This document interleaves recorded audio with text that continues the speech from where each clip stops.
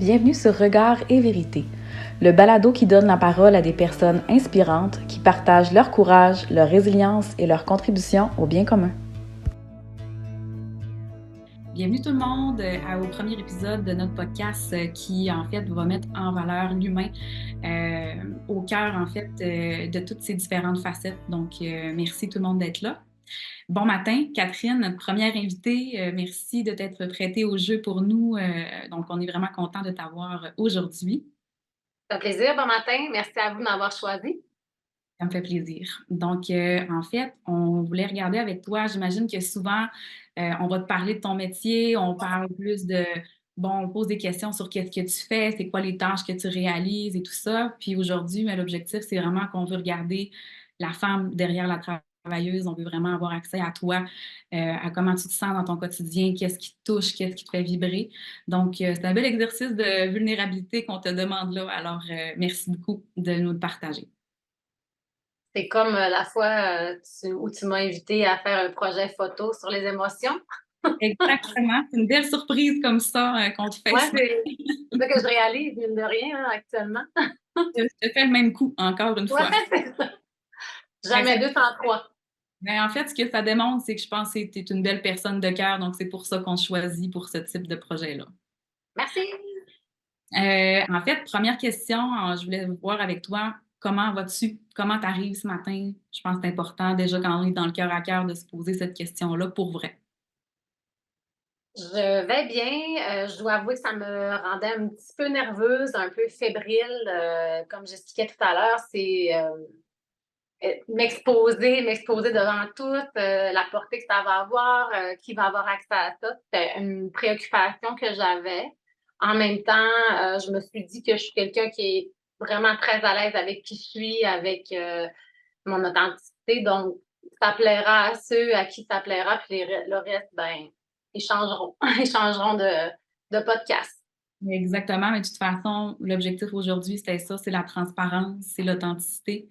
Fait que je pense qu'il n'y a pas de bonne ou de mauvaise réponse. L'objectif, c'est vraiment que tu restes toi, tout simplement, puis qu'on prenne le temps ensemble de regarder ça. Ben merci de nous l'avoir partagé.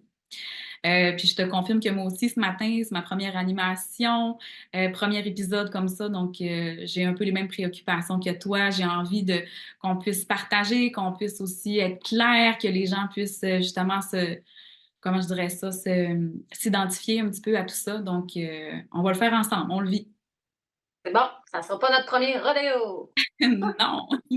Pour mettre en contexte, Catherine et moi, on se connaît, en fait, on travaille ensemble, mais on est également deux grandes amies dans la vie. Donc, si vous voyez des petites anecdotes ici et là, ce n'est pas nouveau. Il y en a plusieurs en arrière de la cravate, tant dans notre vie personnelle que professionnelle. En effet. Euh, Par rapport au balado, on t'a expliqué un petit peu qu'est-ce qu'on souhaitait faire, un petit peu l'objectif de tout ça. Qu'est-ce qui t'a motivé ou qu'est-ce qui t'a incité à vouloir participer à ça? En fait, c'est, les valeurs que vous avez choisi de mettre l'avant, dans ce projet-là, l'authenticité, d'être dans le cœur, pour moi, c'est vraiment quelque chose qui est important. Je pense qu'on gagnerait tous à être davantage plus dans le cœur, dans l'authenticité, premièrement envers soi, pour être davantage, authentique envers les autres. Donc, c'est ça qui m'a accrochée, principalement. Puis j'imagine que c'est ça que tu mets de l'avant un peu aussi quand tu rencontres les gens, que ce soit dans ton travail ou dans ton quotidien. Comment ça se manifeste? Comment, tu sais, parce qu'on le dit souvent, je pense que tous les gens aspirent à ça, à l'authenticité, la transparence, mais comment on le manifeste au quotidien? Tu sais, comment on peut arriver à faire ça? Des fois, c'est plus facile à dire qu'à faire. Définitivement. De mon côté, ce fut un long processus dans le sens que j'ai fait beaucoup de cheminement, sur moi, de cheminement intérieur, j'ai consulté pour être davantage quand je parlais d'authenticité envers soi. Des fois, c'est pas de mauvaise intention, mais tu sais, de par notre parcours de vie, de par des expériences, des fois, on se met un peu des masques ou ben, il y a des choses qui se mettent en place, des mécanismes, puis on n'a pas toujours accès nécessairement à notre vrai soi. Fait que moi, j'ai eu à faire un peu ce débroussaillage-là. En fait, j'ai eu envie, j'ai vraiment eu l'élan de faire ce cheminement-là, ce qui m'amène à avoir comme plus accès à mon être Donc, de par ce fait-là, je me présente envers les gens de façon plus authentique. Je dis pas que les gens qui le font pas ne sont pas nécessairement authentiques, mais ça donne pour ma part, en fait, c'est une connexion à moi qui me permet davantage d'être connectée à l'autre. Donc, pour moi, c'est comme ça que ça se manifeste, puis que j'ai eu accès à ça davantage. Fait que dans un premier temps, c'était vraiment d'aller prendre soin de toi, de te connaître vraiment pour justement, comme tu dis, te connecter, mais aussi être en disposition pour l'autre. Puis j'imagine que ça, comment je dirais ça, ça contribue justement à avoir des relations ou à avoir des échanges qui sont dans le cœur quand toi, tu peux être comme ça. Définitivement. Puis pour moi, c'était comme un non-sens en tant que dans ma profession, en tant que travailleuse sociale, de ne pas faire ce cheminement-là parce que je me dis, je suis mon propre outil. Dans la relation d'aide, il y a plein de choses qui se mettent en jeu. On a du transfert, du contre-transfert. Comment je peux arriver à être consciente de ça, à pouvoir comme à savoir qu'est-ce qui m'appartient, de qu'est-ce qui appartient à l'autre, de qu'est-ce qui est en interaction entre nous deux. Fait que pour moi, c'était une évidence que j'avais besoin de faire ce travail-là pour mieux faire ma profession. Comme je te disais tantôt, ben, initialement, c'était un cadeau à moi, de moi, pour moi. Je m'en remercie grandement, mais euh, par le ricochet, ça m'a grandement aidé dans ma profession. Donc, tu as dit autre chose qui m'échappe. Tu m'as posé une autre question. Tu as dit comment Ben, ça tu se sais, en fait, manifeste? Non. ben, en fait, de ce que comment je l'expliquais, c'est que oui, ça t'apporte à toi, mais dans le fond, ce que je comprends, c'est que dans Ça tes accrochait. Ouais. ça impacte aussi. Euh, j'ai l'impression, en tout cas, tu me diras si je me trompe, mais tu sais, je suis pas mal dans la même lignée que toi sur les Oui. réponses que tu donnes. Mais l'impression que j'ai, c'est vraiment que quand on peut se permettre ça, ça ouvre la porte aussi, ça aide pour des personnes justement où est-ce que ça peut être plus difficile, ou est-ce que, bon, on peut, souvent on a plein d'idées dans notre tête, on a des distorsions un peu à propos de nous, mais quand on a quelqu'un justement qui est dans cette ouverture-là, on dirait que ça donne un souffle, on fait comme ah, OK, je peux me permettre moi aussi comme d'être naturelle puis d'être comme ça. Je pense aussi, puis tu sais, on parle d'être dans le cœur, puis tu sais, je veux dire, être dans le cœur, c'est notre essence naturelle, c'est notre humanité, c'est, je veux dire, c'est le monde des émotions, on est des êtres d'émotions, fait que je pense que de ce fait-là, quand on parle ce langage-là, ça ne peut pas faire autrement que de toucher l'autre, puis moi, tu sais, vous le voyez, je suis expressive, je suis passionnée, puis je veux dire, j'aime profondément les gens que je rencontre, puis l'humain en général me passionne, puis je trouve qu'il y a du beau même dans du lait, dans des comportements qui sont inacceptables. Fait que je pense que ben, en tout cas pour ma part, d'avoir vraiment cet amour profond-là pour l'humain, je pense que ça aide à ouvrir auprès des autres, ou bien du moins à sentir. Je pense que les gens les ressentent, fait que ça crée de la confiance et de la sécurité. Vraiment. Puis je pense que c'est ça qui est nécessaire aussi en relation d'aide, de sentir qu'on est en confiance, en sécurité, qu'on peut être nous-mêmes, autant dans nos côtés comme plus lumineux que plus sombres, tu sais. Oui, définitivement. Puis par rapport à ce que tu dis, ça m'amène à te poser la question, tu sais, tu me dis que tu es profondément amoureuse de l'humain, de, de connaître comment il fonctionne, etc. Est-ce que c'est ça qui t'a motivé à choisir ce métier-là? Si on remonte là, à quand tu as fait ce choix-là, qu'est-ce qui t'a inspiré ou qu'est-ce qui t'a justement donné l'élan d'aller vers ça? En fait, ça remonte à très loin. Je pense que c'était vraiment ma vocation dans le sens que du plus loin que je me souvienne, là, à la maternelle, on est très, très, très petits. Puis j'ai tout le temps eu cette propension-là, cet élan-là à aider les gens. Tu sais, je me souviens d'un petit garçon qui avait beaucoup de la difficulté, il était très colérique, tu sais, il cassait des choses, il lançait des choses, puis je me souviens que j'allais le voir, puis j'essayais de le calmer, puis j'essayais de donner des stratégies. Je me souviens que je disais casse ton crayon à la place de comme faire tirer des choses au prof. Fait que je pense que j'avais vraiment ça à l'intérieur de moi, même enfant. Puis ça a comme été c'est drôle parce que quand j'étais plus jeune, même dans mon adolescence, j'avais des amis qui faisaient du sport, de compétition, puis tu sais, c'était clair pour eux. Moi, j'ai cette passion-là. Puis à chaque fois, je me disais, ben voyons, tu sais, moi, je fais pas de sport. Tu sais, j'étais une personne active, mais j'étais pas, tu sais, dans quelque chose Ta passion, c'était pas, tu sais, mettons, à l'adolescence, t'avais pas une passion, exemple, le chant, exemple, le sport, ou comme de t'impliquer de façon proactive dans quelque chose de très... Tu sais, pas de concentrer dans quelque chose d'exclusif. Là, je me disais, mon Dieu, tu sais, je suis bien plate.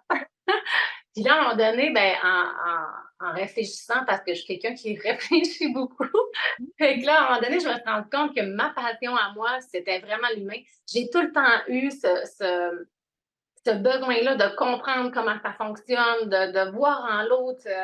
Pour moi, c'est comme une équation mathématique. On dirait que rapidement, je vois, il se passe ça chez l'autre, ça plus ça, OK, égale ça. Fait que, tu sais, je me suis rendu compte que moi, ma force, c'était ça. Puis mon désir de vouloir aider, mon petit côté Miss Univers de paix dans le monde a toujours été présent. Puis même que, du plus loin encore que je me souvienne, je jouais avec mes Barbies, mes toutous, puis tu sais, là, je les plaçais. Il y en a un qui avait des problèmes de comportement, l'autre avait ci, puis je trouvais des solutions. Fait que, tu sais, je pense que naturellement, c'était ça qui était en moi, puis que ça a juste continué de se poursuivre. Puis ça a été une évidence que c'est ce métier-là que j'avais envie de faire. Toi, comme cohérent, puis qui était spontané, vraiment comme ressenti aussi. Vraiment. Je ne me verrais pas faire autre chose.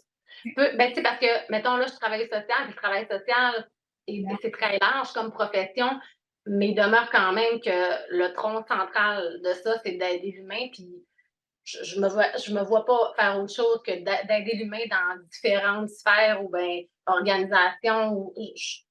J'ai vraiment le souhait de faire évoluer. Hey, là, c'est un grand souhait, mais j'ai vraiment envie de faire évoluer l'humanité. Je le dis, c'est Ben, trop, mais c'est dans mon cœur, c'est ça que ça dit.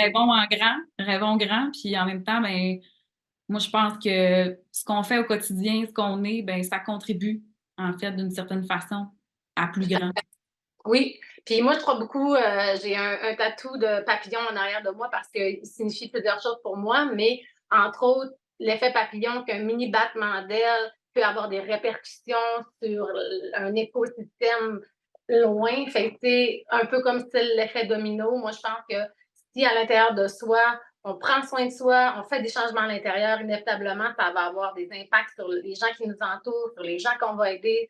Euh, L'amour crée l'amour, en fait. Jamais trop d'amour. On fait un slogan, ça nous prendrait une banderole, quelque chose. Bref. Écoute, par rapport à ça, parce que, tu sais, on parle beaucoup, là, on a parlé de tes inspirations, qu'est-ce qui faisait en sorte que tu voulais faire ce métier-là, tout ça.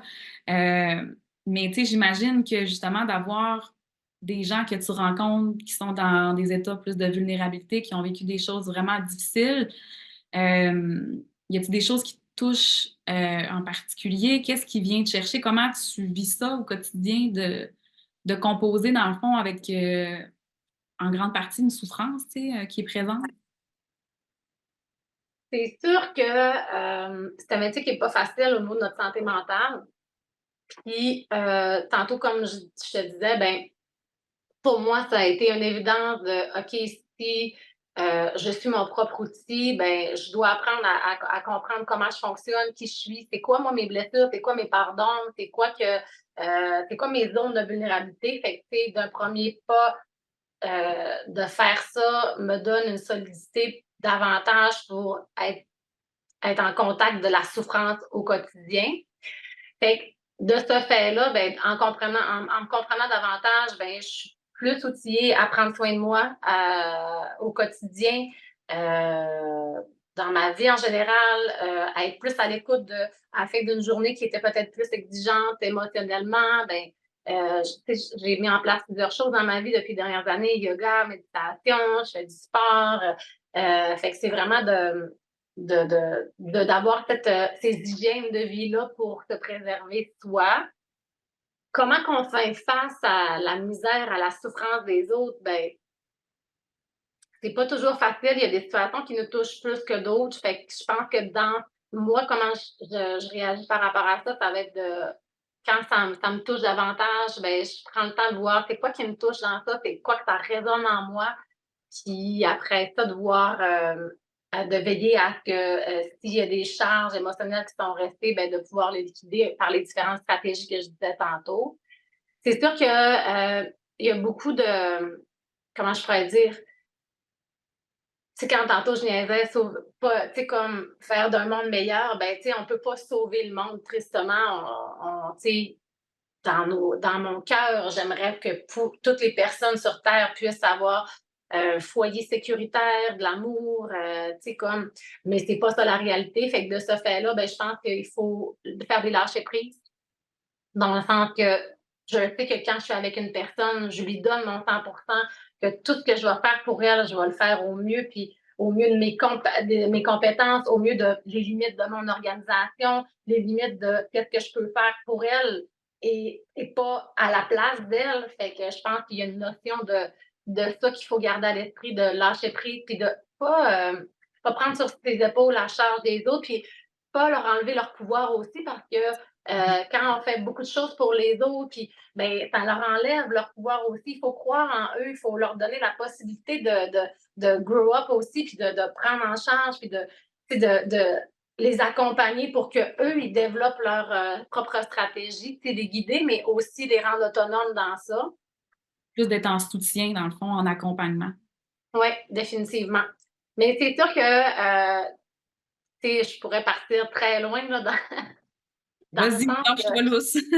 non, mais tu sais, là, je parle plus comme moi envers l'autre humain devant moi, mais tu sais, dans notre société, il y a tellement des choses à faire pour que, tu sais, je veux dire, si tu veux avoir une société qui est en santé, il faut que tu t'occupes de tes gens qui sont vulnérables. Fait que, tu sais, il y a, je, je crois qu'on aurait davantage à investir plus dans la santé et services sociaux parce que juste actuellement, on est encore plus post-pandémie, il y a tellement de listes d'attente, il y a tellement de besoins. Les gens qui avaient une santé mentale qui était précaire, ben, actuellement, c'est la désorganisation, les ressources de façon générale qui aident les gens qui sont dans le besoin, manque d'effectifs, manque, tu sais, fait que ça, pour moi, c'est quelque chose qui vient me chercher dans mes enjeux, dans mon cœur, parce que je suis comme, on a besoin d'aide, puis besoin d'aide, ben, ça nécessite de, tu sais, De comme tantôt on développer. parlait du bien commun, le bien-être général, ben, il faut, c'est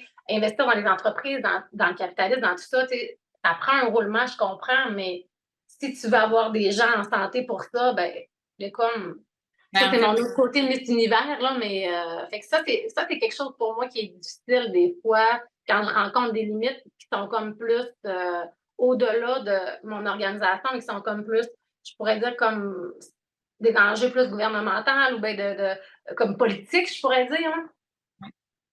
j'imagine que ça peut amener des frustrations ou des. Sentiment d'impuissance Ouais, aussi. exact. Oui, définitivement. Je sais Puis que de je la pourrais. colère. Excuse-moi, je t'ai coupé. Je disais dans le fond que ça peut amener de l'impuissance, mais aussi comme de comme hey, je pourrais offrir plus, mais malheureusement, je suis limitée par qu'est-ce qui se passe actuellement qui est plus grand que moi, qui est plus grand que mon organisation. Puis c'est sûr que c'est ça, ça peut amener. On sait qu'est-ce qui pourrait être bénéfique, qu'est-ce qui pourrait faire que la personne justement se sente mieux, puis whoop, ben l'herbe sous le pied, comment on dit ça? C'est quoi l'expression? En fait, couper l'herbe sur le pied. Ouais. Ouais. Oui, mais en même temps, tu sais, là je mets ça de l'avant, mais d'un autre côté, il y a des belles choses qui se font. C'est comme, il y a des gens qui prennent parole, qui mettent de l'avant des actions. Fait que, tu sais, je pense qu'on est dans un ère de changement où il y a de plus en plus de conscience, justement, du bien commun, de prendre soin. Fait que ça, moi, ça me rassure, mais il y a encore du travail à faire. Puis, tu sais, tu disais que, bon, tu nous as nommé plusieurs moyens que tu faisais pour prendre soin de toi, pour justement composer parfois avec la souffrance à laquelle tu es confrontée au quotidien. Mais, tu sais, par rapport y a-t-il des dossiers, tu sais, qui t'ont marqué ou qui t'ont touché davantage? Qu'est-ce qui fait en sorte, selon toi, qu'il y a des situations comme ça qui peuvent nous toucher plus que d'autres, sans dire qu'il y a des dossiers qui ne nous touchent pas du tout, au contraire, parce que tous les dossiers, tous les gens qu'on rencontre, j'ai utilisé le mot dossier, mais c'est plus dans un terme travail social, mais vraiment comme tous les gens qu'on rencontre vont avoir un impact pour nous. Mais dans ton histoire, dans ton parcours, est-ce qu'il y a des gens ou des personnes qui ont été sur ta route qui t'ont vraiment marqué ou qui ont fait une différence pour toi dans le cadre de la relation d'aide? Oui. Oui, ben oui, définitivement. Après, ça fait quelques années que je fais ça déjà.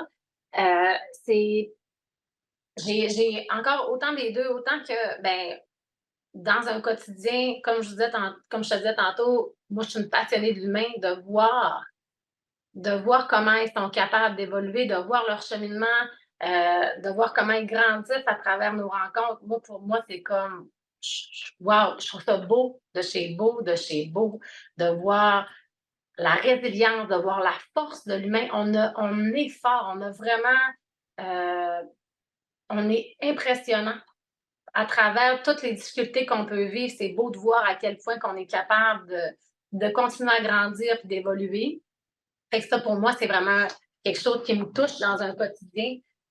J'en ai plein de personnes au quotidien que je suis comme wow, tu sais, de la rencontre 1 à la rencontre 6 ou dans un autre contexte de travail que j'ai, la rencontre 10, on est parti de là, on est rendu là, oh my God, tu sais, je trouve ça touchant et beau. Il y a il y a des situations de personnes, entre autres cette semaine, tu sais, j'ai été confrontée à un dossier qui m'a profondément attristée, en fait. Tu sais, on est face à des situations où la personne a vit, c'est horrible, genre, c'est juste horrible. Je me mets à sa place, j'aurais envie d'être en petite boule, tu sais, je veux dire, c'est extrêmement touchant, ça fait de la peine de voir comment qu'une personne peut vivre l'horreur des choses tellement Qui font comme comment? pas de sens des fois. Qui font pas de sens, puis qu'on dirait que ça l'arrête jamais, là, tu sais, comme fait que ça, c'est difficile. Puis encore là, ben, tu sais, c'est ça, de revenir à notre humanité, tu sais, je veux dire, c'est normal. En fait, cette semaine, c'est ça que je me suis dit, je suis repartie, j'avais le cœur triste, puis je me disais, voyons, tu sais, j'étais comme, ben, c'est normal que ça te rende triste, cette personne-là a vu des choses comme vraiment pas drôles, puis je peux pas être insensible par rapport à ça. Fait que, j'aurais pas tendance à aller nécessairement dans le détail de certains dossiers pour la confidentialité, mais tu sais, dans le cadre de mon travail actuel, ben, tu sais, on travaille beaucoup avec les procédures judiciaires. Je te dirais qu'il y a beaucoup de dossiers qui viennent me chercher quand que, tu sais, notre système de justice, il est en amélioration, puis il y a jamais rien de parfait. Mais c'est sûr que quand on est, moi personnellement, quand ça, des dossiers qui viennent me chercher, quand que on tombe comme dans les zones grises des procédures judiciaires, ben ça, moi, ça vient me chercher dans plus mon indignation. En même temps, je vois les impacts que ça a chez la personne victime qui est dans ce rouage-là du processus, tu sais, qui a déjà vécu quelque chose d'horrible, de grave, puis à travers le processus, ben, tu sais, c'est des difficultés supplémentaires. Fait que ça vient me chercher, ça me fâche, en fait, tu sais. Puis j'aurais envie de protéger davantage ces personnes-là. Ça ressemble à ça. Je sais pas si Ben, je tu sais, moi, réponds. quand on discutait, ça me faisait penser, parce que, tu sais, moi, je partage un peu tout ce que tu viens de dire dans ce qu'on vit au quotidien.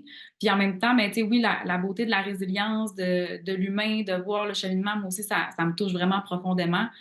Puis moi, ce que je me suis rendu compte dans le travail qu'on fait, c'est que souvent, on va dire qu'on est cordonnier mal chaussé un peu, ou est-ce que, bon, quand on est avec l'autre, ben c'est facile d'identifier des stratégies ou de mettre des mots sur qu'est-ce qui se passe. Puis moi, on dirait qu'en aidant les personnes, ben ça fait comme aussi me faire entrer ces messages-là pour moi. Fait que je trouve vraiment qu'il y a une notion un peu de soigner par le soin qui se crée. Définitivement.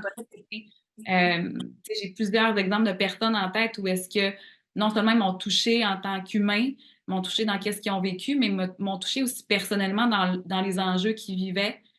Puis que moi, de mon côté, c'est ça, ça m'a aidé personnellement à grandir. Tu sais. Ça faisait écho à les tiennes. Définitivement, tu as raison. C'est un beau point que tu apportes dans le sens que moi, souvent, quand je termine des suivis avec les gens, ils nous remercient, puis tout ça. Puis à chaque fois, moi, je leur dis, vous savez pas à quel point que vous êtes aidants aussi, puis qu'ils ont grandi à travers vous aussi. Tu sais, c'est un échange. Tu sais, oui, on est dans la posture d'aidant puis de thérapeute, mais il y a un échange. Tu sais, quand on parlait ben, l'humanité, le cœur, il y a quelque chose qui circule entre deux personnes dans une relation thérapeutique. Puis tu as raison de dire que souvent, ils vont nous faire des échos sur du vécu à nous ou encore des parties à nous que, hop, tu sais, qu'on se reconnaît dans leur façon de faire, d'être, de ressentir. Fait que oui, c'est vrai, tu as raison. Oui, puis C'est important de le vivre. qu'on l'échange comme ça, qu'on en parle parce que souvent, tu sais, moi, par exemple, les gens qu'on rencontre, ben, tu sais, c'est vraiment tout un exercice de vulnérabilité, d'aller chercher de l'aide, d'aller confier quelque chose qui est extrêmement difficile sans connaître la personne, sans avoir vu un visage avant d'entrer, même de connaître l'espace dans lequel ils vont être, le bureau, comment, tu sais, c'est beaucoup de stress. Oui. Puis c'est important de souvent, tu sais, on se le fait dire des fois en rencontre qui nous connaissent pas, qui savent rien de nous, mais qu'eux doivent comme se livrer. Fait que je Oui. trouve ça bien si on peut un peu lancer le message que ben on entend ça, cette difficulté-là, mais aussi ça nous apporte, nous aussi. Comme, Définitivement. comme Oui. humain, travailleuse aussi, c'est vraiment comme tu le disais, ça circule. Fait que je trouve ça bien qu'on en parle. Pour peut-être que justement les gens qui pourraient dire que c'est plus difficile ou que ah ben là je vais peut-être être jugée d'y aller ou ils vont penser quoi de moi, ben moi je pense vraiment que c'est oui, c'est une relation thérapeutique, mais de part et d'autre, il y a quelque chose qui circule puis qu'on peut s'apporter un et l'autre, peu importe le contexte là, dans lequel on se trouve. Définitivement. Vraiment. Je suis d'accord. Puis quand tu disais, bon, tu te parlais beaucoup de prendre soin de toi comme personne pour être en mesure de faire le travail que tu fais, mais aussi être en connexion avec les autres. Pour toi, le concept de prendre soin de soi, c'est quoi? Tu sais, ça se manifeste comment? Peux-tu nous parler un peu de ta perception de ce gros concept-là? Tu sais, on l'entend souvent parler, il y a des livres qui sortent, bon, la bienveillance, on parle, mais on dirait que souvent c'est un concept qui est peut-être un peu flou ou qui parfois les gens vont dire, bon, on le prend soin de soi, comme si c'est comme une tâche de plus à faire dans notre quotidien. Toi, tu vois ça comment? Je vois ça comment à présent. Ce fut encore là un long processus de cheminement intérieur, prendre soin de soi. Je pense que de base, dans notre société, c'est pas quelque chose qui est nécessairement à valoriser. Du moins, dans le moment, ça tend à être un petit peu moins tabou. On fait émerger davantage ce concept-là, ou du moins, moi, je pense que c'est pas un concept, j'ai l'impression que c'est une attitude à développer versus peut-être des fois, on a comme l'impression que c'est égoïste, tu sais, fait que c'est comme un peu cette dualité-là de se permettre puis de s'autoriser à prendre soin de soi. Pour ma part, ben, ça a été prendre soin de soi, ben, c'est dans tous les sphères de notre vie, tu sais, comme le tête, cœur, corps. On a des besoins au niveau de la tête, on a des besoins au niveau du cœur, on a des besoins au niveau du corps. Fait que c'est d'être en conscience de qu'est-ce que ces trois parties-là qui font le tout de moi ont besoin pour, dans le fond, être nourris, être heureux. Tu sais, dans le fond, c'est de prendre soin de soi, c'est d'être à l'écoute de qu'est-ce que notre cœur, qu'est-ce que notre joie, qu'est-ce que notre âme, j'aurais envie de dire, notre essence a envie de La- vivre pour créer de la lumière, créer du bonheur, créer de la joie. Puis, fait que c'est là, tu sais, je te le transmets plus dans mon côté spirituel, mais tu sais, il y a toute la mécanique bien basique, on fonctionne, tu sais, on est des êtres de besoin. Euh, puis quand on est à l'écoute de ces besoins-là, ben, on est dans l'expansion de notre être, hein.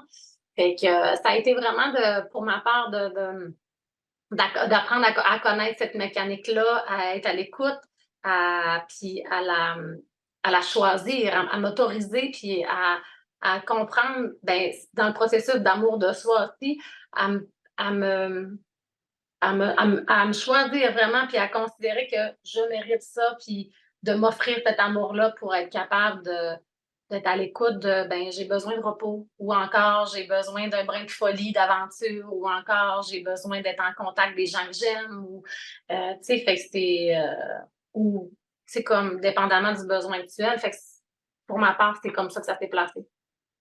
Puis tu répondrais quoi? Tu sais, souvent on l'entend, tu l'as même nommé aussi, tu sais, souvent, bon, quand on est plus dans cette optique-là de prendre soin, tête, cœur, corps, comme tu l'as nommé, bon, il y a des gens qui pourraient dire, par exemple, que c'est un peu égoïste ou que c'est pas de prendre soin de l'autre si on prend soin de soi. Comment on répond à ces personnes-là qui pourraient avoir cette pensée euh, qui, justement, tu sais, quand tout est une question de perception aussi, dans le sens Ouais. où chacun a son idée sur une situation, mais comment toi, considérant ta perception sur le prendre soin, tu répondrais à ces gens-là? Ben, d'un premier temps, moi, ce que j'ai fini par comprendre, c'est que tu peux pas comme offrir à quelqu'un ce que tu as pas à l'intérieur de toi. Fait que, tu sais, il a fallu que moi, je change mes perceptions de j'ai besoin de moi être remplie pour avoir envie de donner à l'autre. Puis, un peu comme la métaphore de, tu sais, comme moi, je l'enseigne souvent aux gens avec qui que je côtoie dans mon domaine, c'est que tu peux pas, en avion, ils disent toujours, si jamais comme il y a un problème, ben, il faut que tu mettes ton masque en premier avant de mettre celui de l'autre. Ça fait, c'est un non-sens. Si tu prends pas ton oxygène, tu pourras pas aider, tu pourras pas prendre soin d'autres à côté. Fait que, tu sais, je pense qu'il y a beaucoup de ça qu'on doit changer d'un paradigme dans notre société, de comprendre que c'est pas d'égoïsme. Puis, en fait, c'est l'inverse, c'est que plus on est nourri à l'intérieur, plus on a envie de s'expansionner, plus on a envie de donner. Fait que, tu sais, euh, moi, c'est vraiment dans ce changement de pensée-là parce que je le faisais au début, mais je me sentais coupable. Fait que sortir de la culpabilité, de se prioriser, de prendre soin de soi, puis la culpabilité, on l'a facile, je pense, en général, quand on décide de dire un non à quelqu'un. Puis une des phrases qui m'a marquée, c'est comme dire non à quelqu'un ou à quelque chose, c'est dire oui à toi, tu sais. Fait que je pense que, oups, Tout est beau. OK, excusez, j'ai mon cellulaire manque de batterie. On devrait être correct. Fait que je pense que pour moi, c'est comme ça que ça s'est placé. C'est quand même un long processus, puis c'est confrontant autant pour soi que pour les autres quand tu arrives à intégrer davantage ce mode de vie-là. Ça ne plaît pas à tous parce que, comme je l'ai dit tantôt, dire non à l'autre, c'est dire oui à soi. Ben, quand tu dis non à l'autre, ben, comment l'autre reçoit ça, c'est pas toujours évident. Puis comme le concept de fameuse culpabilité qui vient avec, puis de société, de pression sociétale, de comme tu disais tantôt, de l'égoïsme, ben, c'est pas facile à se dégager pour arriver à ça, là. Mais tu l'expliques bien dans justement, si on répond davantage à nos besoins, ben nécessairement, c'est plus facile d'offrir aussi, puis d'être dans la disponibilité de le faire vraiment pour vrai, pas juste parce que je vais me sentir coupable de ne pas le faire, mais Ouais. vraiment parce que j'ai l'élan du cœur d'aller t'offrir ce dont tu as besoin, puis que ça me nourrit aussi, puis qu'on soit comme dans quelque chose, dans un échange, plus que dans des obligations, dans le fond. Oui, puis tu sais, on a commencé avec le concept d'authenticité. Ben, l'authenticité passe par là. Si moi je dis oui à toi, puis dans le fond de mon cœur, c'était pas un vrai oui, je vais le faire, mais je vais-tu le faire avec vraiment comme toute l'attention que tu aurais mérité d'avoir versus si je te dis non là, mais demain oui, demain je vais être pleine et entière auprès de toi. Tu sais, fait que c'est c'est c'est vraiment des changements de pensée, puis quand on l'expérimente, on le comprend. Puis, moi, je pense qu'on est encore là, on aurait davantage de bénéfices à justement être plus à l'écoute de ça, parce qu'on dirait oui pour les vraies choses, pour les bonnes choses, puis on le ferait avec vraiment toute l'entièreté de l'envie de donner qui est comme plus savoureuse, qui est comme plus dans le ressenti. Fait que je nous le souhaite à tous, paix dans le monde. Finalement, je pense que je vais te faire une Paix, amour dans le banderole, monde. oui, Donnez-moi ma exactement. petite banderole de Miss Univers, s'il vous plaît. On pourrait, écoute, on pourrait finir un dernier épisode de podcast avec toi en paix dans le monde, puis ta banderole, ça serait parfait. On cherchait le nom de notre podcast d'aujourd'hui. Je crois que c'est Paix dans le monde. Ça pourrait être une bonne lancée, en effet. Mais en tout cas, je trouve que déjà d'en parler, puis d'avoir une perception différente aussi, mais ça peut permettre justement de faire changer les choses ou du moins pour certaines personnes de diminuer la culpabilité parce que, tu sais, quelqu'un, par exemple, qui a une jambe cassée, qui est dans le plan, ben nécessairement, s'il dit non pour aller aider quelqu'un, on dirait qu'on va dire, ben c'est correct, tu sais, il a besoin de repos, ou ouais, c'est plus difficile pour lui, ou quoi que ce soit. Tandis que si, tu sais, là, je parle justement s'il y a une blessure X, mais tu sais, on n'est pas obligé d'avoir une blessure, que ce soit physique ou psychologique, pour dire non à quelque chose ou pour se prioriser ou vraiment mettre en avant-plan ce dont on a besoin pour être davantage disponible. Puis souvent, ce qui se passe quand on fait ça, tu me diras si je me trompe, là, mais souvent, quand, par exemple, on va dire oui, alors que c'est un faux oui, ben par après, souvent, soit qu'il y a de l'irritation qui est tournée contre l'autre ou contre soi. Oui, Soit on s'en définitivement. veut, où on se retrouve dans des situations où est-ce que, bon, ben finalement, bon, j'ai aidé, puis là, finalement, j'aurais pas dû parce que ça amène ça, ça, ça, ou on a une attente que l'autre fasse la même affaire que nous en échange. Oui, Ça crée des dynamiques qui sont pas toujours agréables dans ce contexte-là oui, aussi. oui, oui, ça crée définitivement. Oui. Ça fait des petits accumulés, des petits irritants, puis à un moment donné, c'est contre soi ou contre l'autre. Définitivement, tu as raison. Ben écoute, merci d'avoir pris le temps avec moi aujourd'hui, puis vraiment d'être dans cette vulnérabilité-là, dans le cœur à cœur. Je trouve toujours ça agréable, que ce soit, là, on le fait ensemble par podcast, mais on le fait dans notre vie personnelle aussi. On le fait toujours. On le fait toujours. Puis pour moi, en fait, c'est quelque chose qui est super nourrissant, fait que je te le partage. Merci d'être cette belle personne. Dernière question pour toi. Je te projette, je te donne un pouvoir magique qui n'est pas la peine dans le monde, malheureusement, de pouvoir Ah, place! mais mettons, je te disais qu'on peut reculer 15-20 ans en arrière, puis que tu as la chance de rencontrer Catherine d'il y a 15-20 ans. Qu'est-ce que tu aimerais lui dire? Ce serait quoi le conseil que tu voudrais lui donner? Oh my God, c'est une grosse question. Il y a 15-20 ans, qu'est-ce que j'aurais envie de me dire? L'année que tu Ben, veux. ah, non, mais je pense que ça serait ça. Si j'avais à, en même temps, je suis comme un peu déchirée parce que je trouve que tous les apprentissages, toutes les expériences que j'ai vécues dans ces années-là m'ont amené à être qui je suis aujourd'hui. Mais si je voulais gagner du temps, je pense que si je reculerais à il y a 15-20 ans, mettons, la fille de 25 ans que j'étais, je lui enseignerais davantage tout de suite à se prioriser, puis à prendre soin, puis à être à l'écoute d'elle-même. Puis de se permettre d'être qui elle est, au-delà des jugements ou des attentes réelles ou non des gens qui l'entourent ou quoi que ce soit. Ouais. Fait que ouais, c'est ça que j'aurais envie de dire. Très beau. Merci. Fait qu'écoute, merci encore une fois d'avoir participé à ce projet-là. Je pense que ce qu'on s'est échangé ensemble, en tout cas, j'espère que ça pourra toucher les gens qui nous écoutent aujourd'hui ou qui nous regardent. Donc, merci également de faire une différence dans la vie des gens que tu accompagnes parce que clairement, tu en fais une. Merci, ça me touche. Je le souhaite, en tout cas, je les aime du profond de mon cœur. Puis dans mon monde de licorne, j'aimerais que personne souffre, mais apparemment que ça fait partie de nos apprentissages terrestres. Ben, merci encore une fois. Merci à vous autres. Ben, à toi, à vous, à toi tous qui m'écouteront. À une prochaine. Bye bye! Donc, merci tout le monde d'avoir été présent aujourd'hui. Restez à l'écoute, il va y avoir d'autres podcasts qui vont suivre, encore une fois avec de belles personnes qui assurément pourront vous inspirer avec leur histoire. Merci. En espérant que ce témoignage ait pu vous inspirer, l'écoute de ce balado peut susciter diverses réactions. Sachez que des ressources sont disponibles pour vous, telles que le CAVAC, la ligne Info des PCP, ainsi que la ligne SOS Violence conjugale. N'hésitez pas à consulter nos autres épisodes disponibles sur nos différentes plateformes.